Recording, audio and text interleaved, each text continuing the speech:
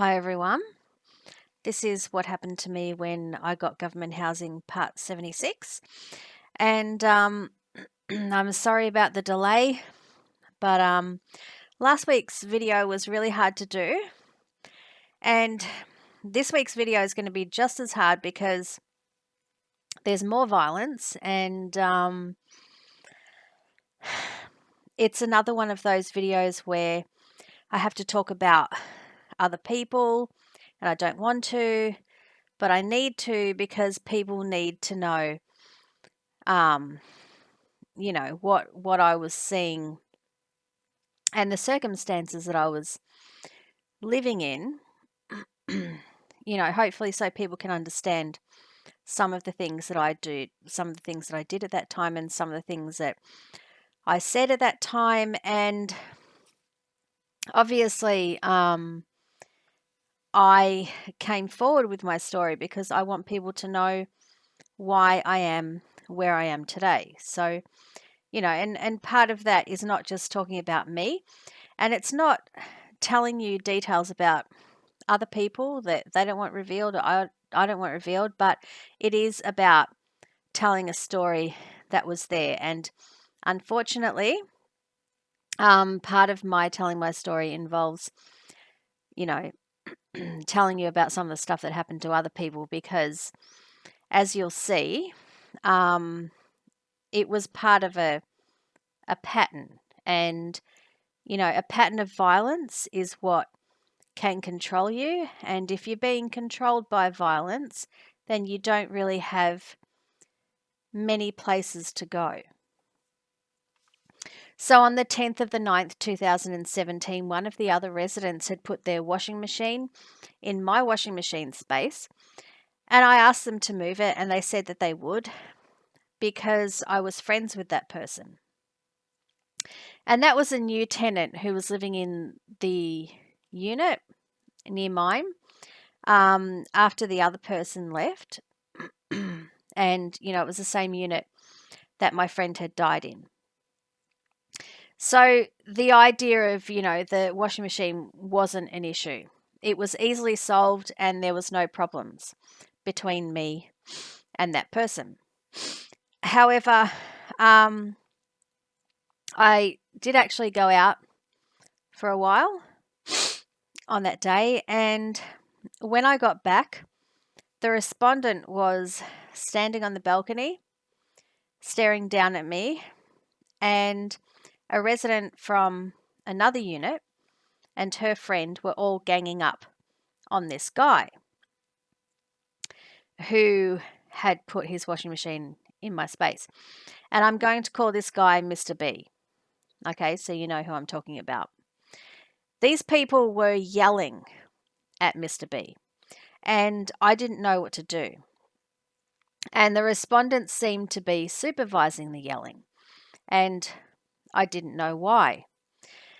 But I went inside, and it turned out that Mr. B had put his washing machine in my space because they had taken over his space.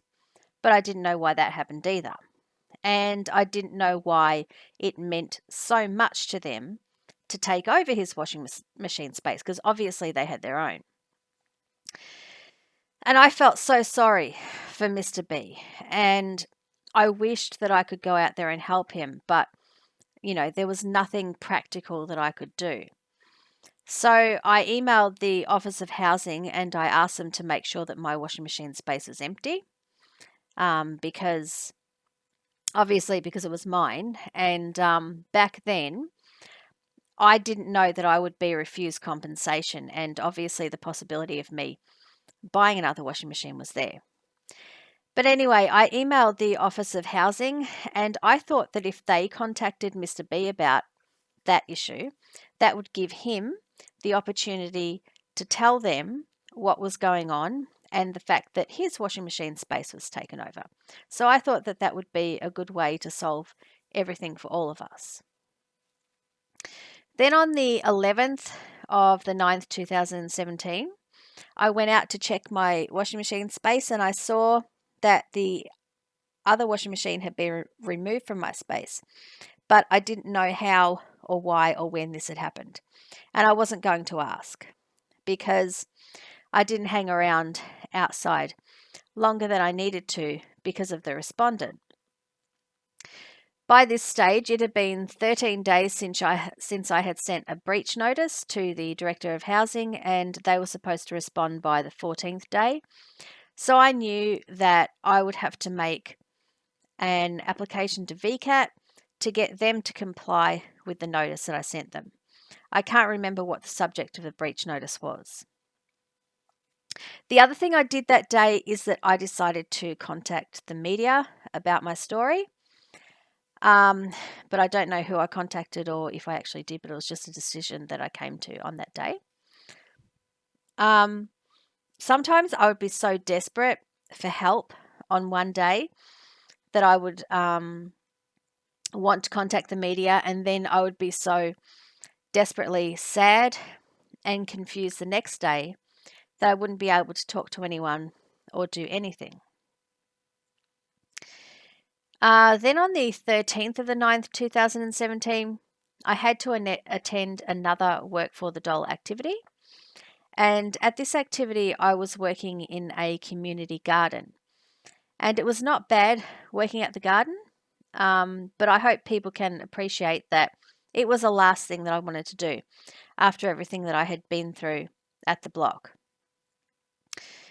When I was walking back from my Work for the Dole activity, there was a man following me in a car, and I took a photo of that car, but I've chosen not to put that photo in this video. I'll just take a drink just for 1 minute. Now, excuse me, then on the 14th of the 9th, 2017, I took a photo from inside my unit of what I could see when my blind was up.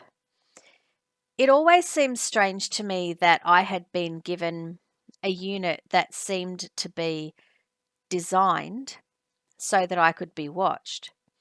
The large window, which was also a sliding door to my backyard, looks straight out onto the stairs.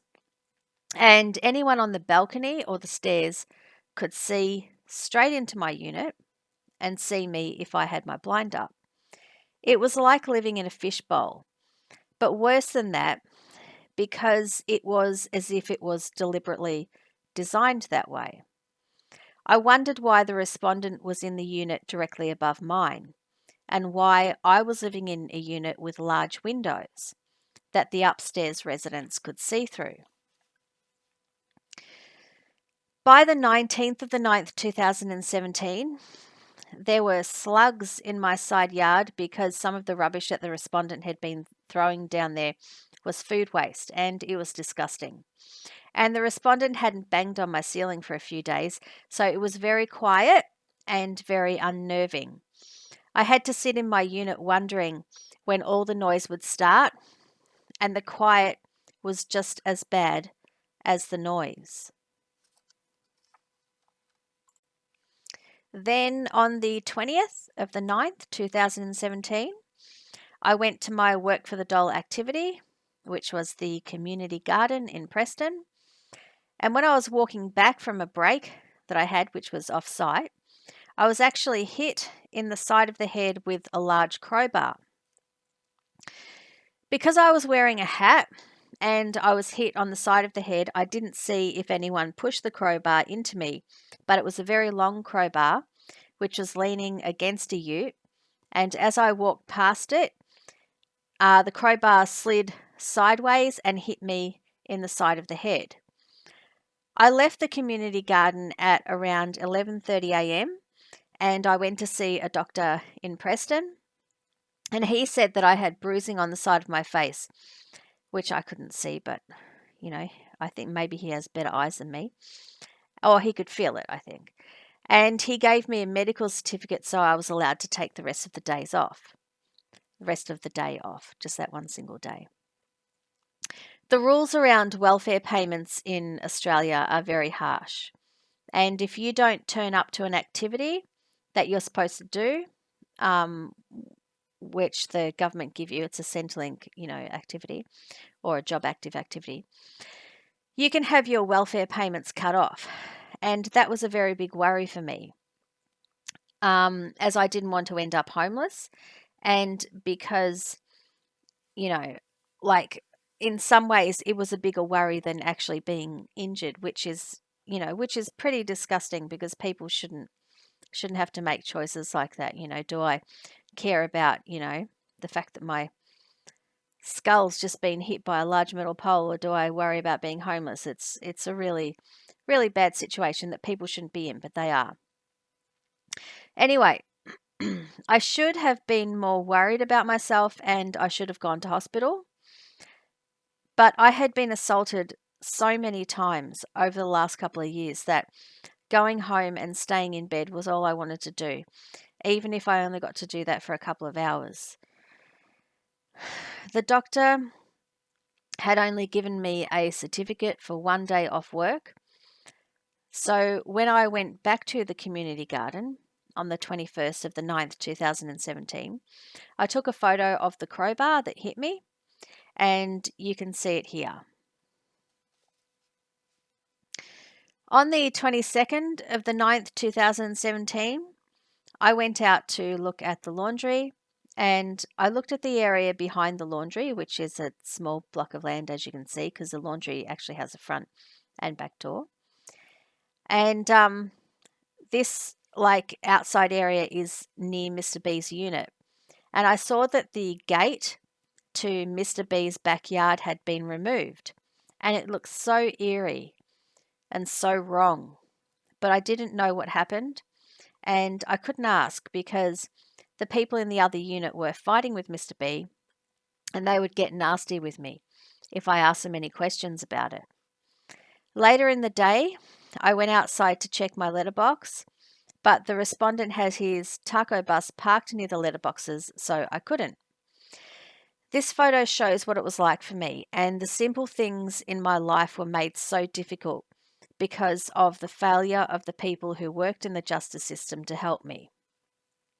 The other thing was that now that the respondent had an intervention order against me and I didn't have one against him, I couldn't risk going somewhere where he may be hiding because I may have ended up being charged. So I basically attempted to go to my letterbox but couldn't. I felt like I was trapped and like I was being set up, but I didn't know what to do about it.